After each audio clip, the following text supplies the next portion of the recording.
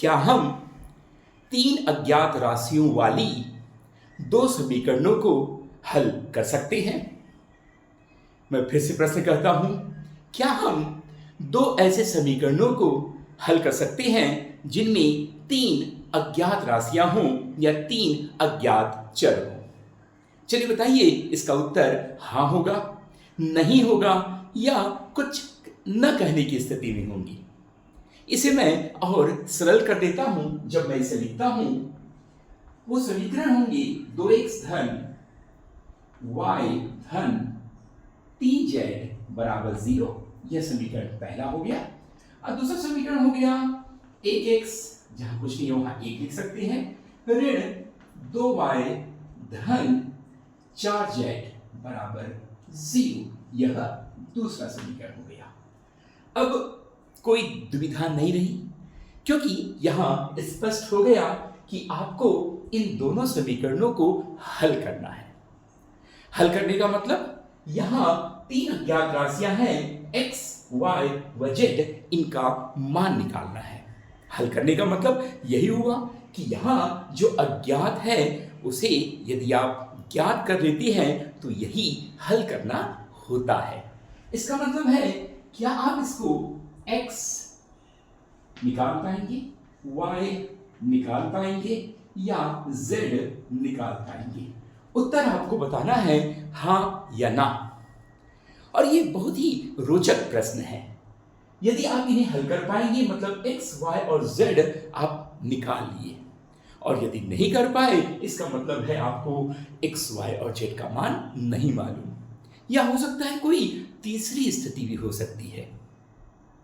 निश्चित तौर पर इस प्रकार के प्रश्न एक चुनौती पैदा करते हैं, और आपको यह भी देखना होता है कि ये प्रश्न किस विधा से जुड़े हुए हैं।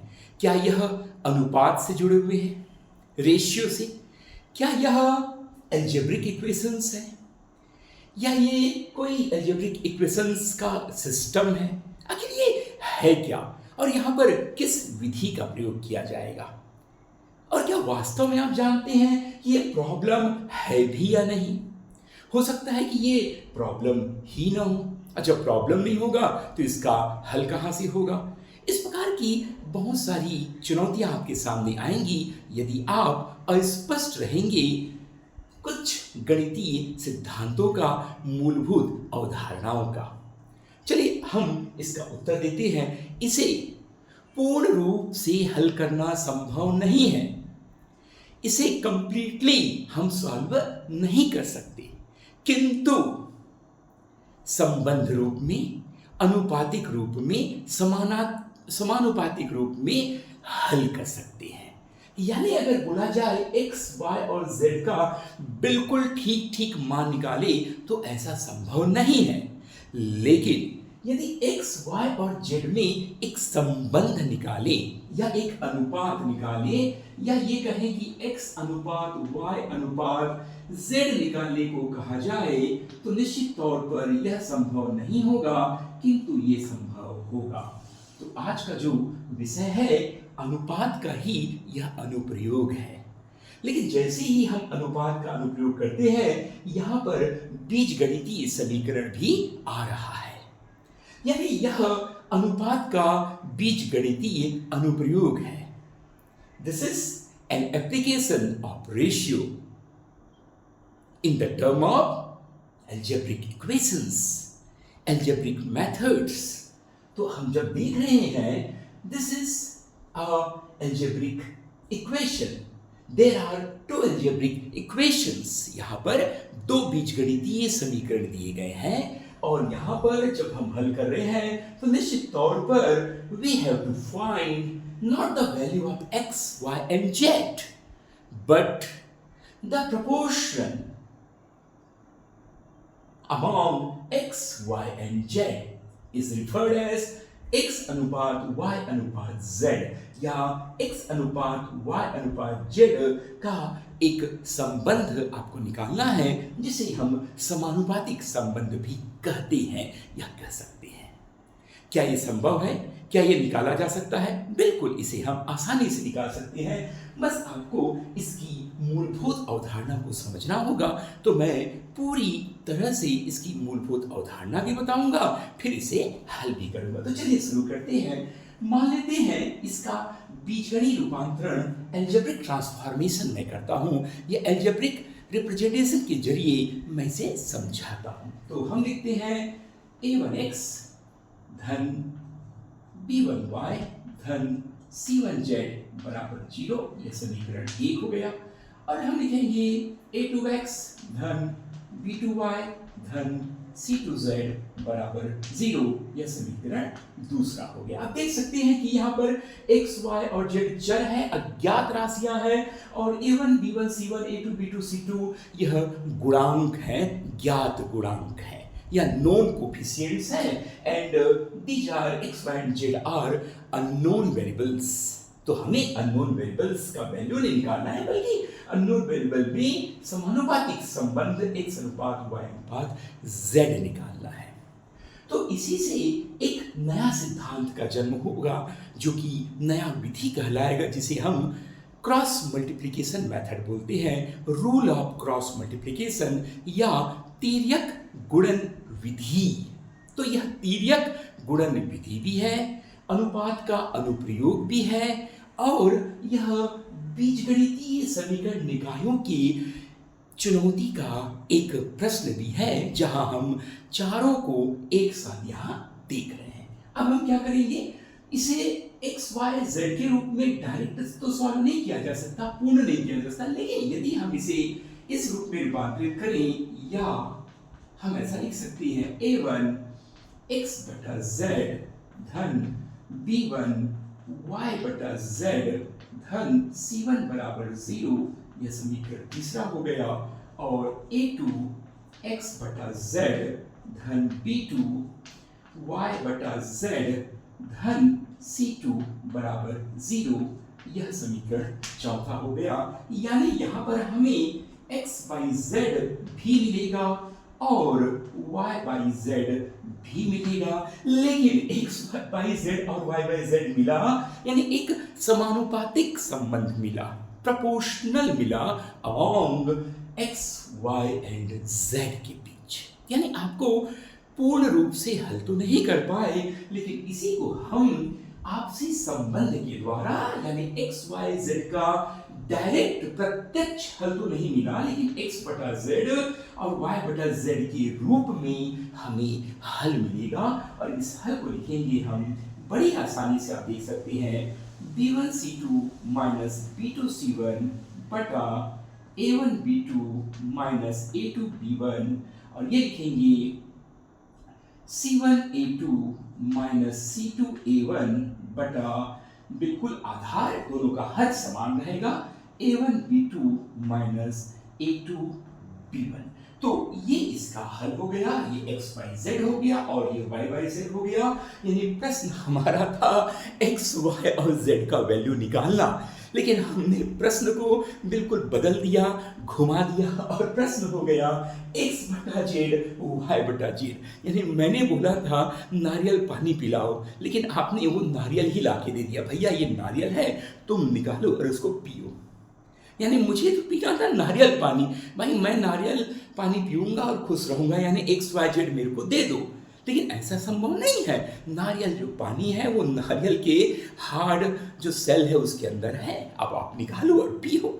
तो बिल्कुल इसी प्रकार आपने मांगा था सीधा बादाम, लेकिन आपको दे दिया गया वो सेल वाला बादाम, भैया उसको तोड़ो फोड़ो जो भी करो और आप निकाल लो। तो यहाँ पर x बाई जेड और ये y बाई जेड को इस रूप में लिखा गया, जिसे हम क्रॉस मल्टीप्लिकेशन मेथड या तिर्यक गुणा विधि, इसको कहेंगे क्रॉस मल्टीप्लिकेशन मेथड या CMM, तिर्यक गुणा विधि, क्रॉस मल्टीप्लिकेशन मेथड के रूप में जो हम लिखेंगे, इसे लिखेंगे अनुपातिक संबंध x बटा y और ये z।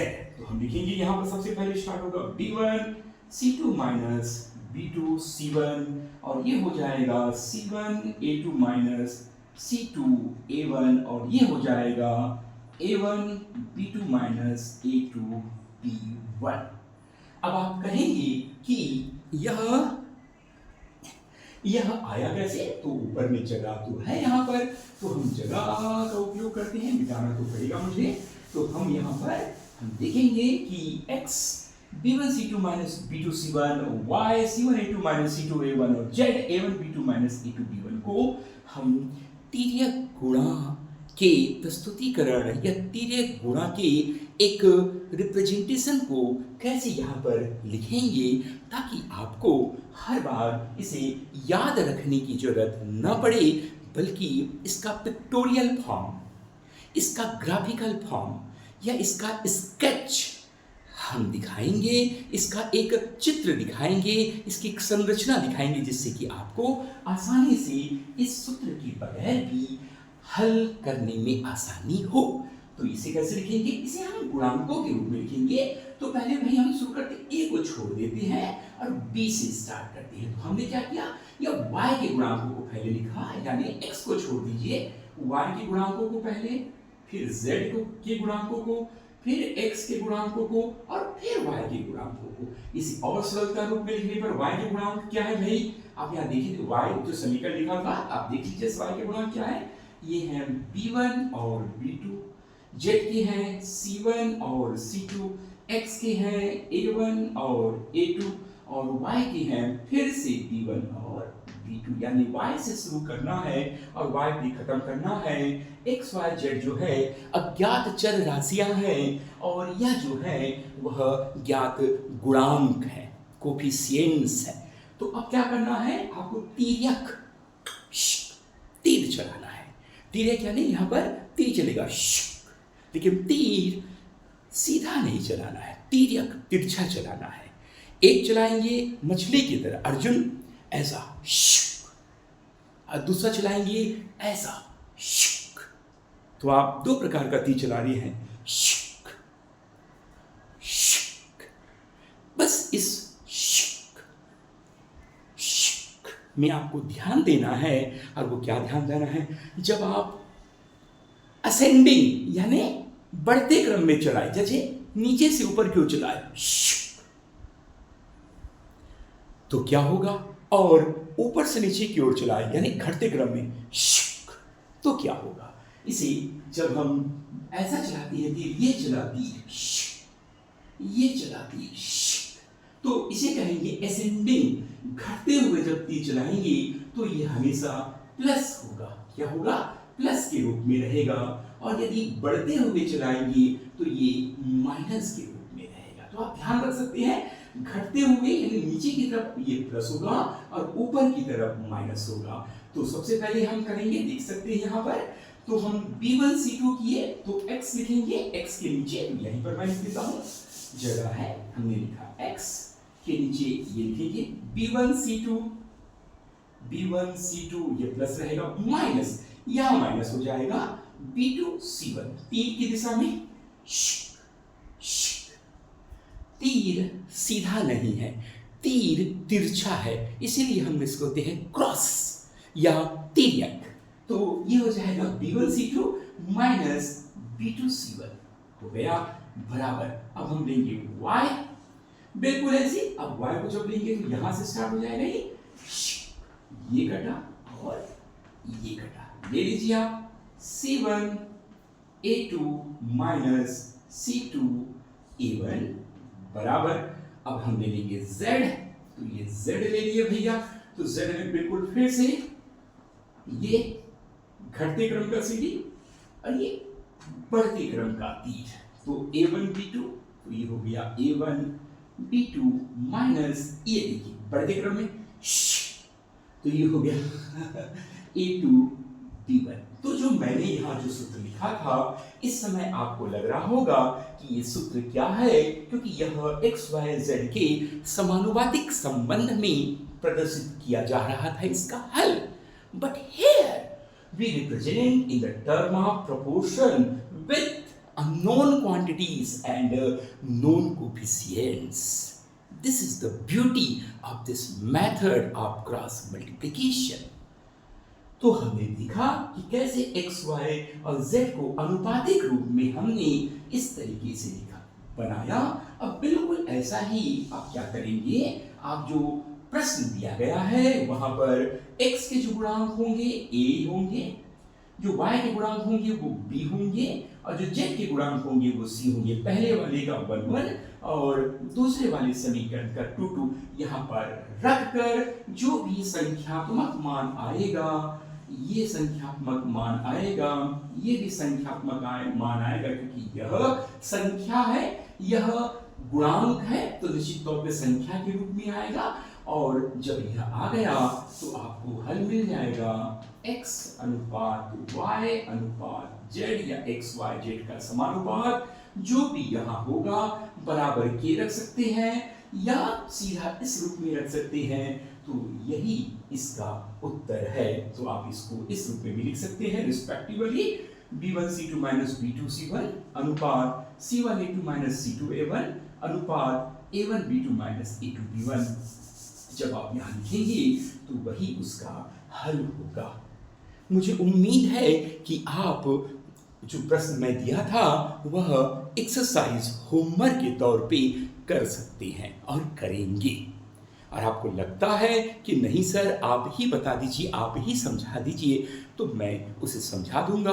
आप आंसर बॉक्स में बताएंगे कि इसे मुझे करना है या आप करेंगे, और आपने यदि किया है तो आपको बताना पड़ेगा उसका हल क्या है, उसका एक्स वाई जेड का समानुपातिक रूप क्या है। तो ये होगा b1c2 b2c1 ये अनुपात c1a2 c2a1 अनुपात a1b2 a2b1। आप चाहें तो बिना हल किए डायरेक्ट ही x अनुपात y अनुपात z, जो कि कंपटीशन एग्जाम में आपको मेथड को दिखाना नहीं होता, सीधा उसका उत्तर या हल लिखना होता है। तो जब आप उत्तर और हल लिखेंगे तो x अनुपात y अनुपात z को आप सीधे यहाँ रख सकते हैं, क्योंकि आप सीधे आपको प्रश्न में ही उसके गुणांक दिखेंगे, बस आपको उन गुणांकों को यहाँ रखना है, गुणा करके हल निकाल देना है, और जो भी इसका हल आएगा यही x अनुपात y अनुपात z होगा। उम्मीद है आपको समझ आया होगा। मैंने मेथड को अच्छे से बताया, समझाया, और यदि आपको लगता है साथ ही साथ उस प्रश्न से जिससे मैं शुरू किया था उसका भी हल करूं, तो आप मुझे आंसर बॉक्स में बताइएगा कि उसे हल करूं या नहीं, और यदि आप करते हैं तो उत्तर लिख के बताइएगा, ताकि मैं चेक करूं कि आपने सही किया है या नहीं। आपका बहुत बहुत धन्यवाद देखने के लिए। Thank you.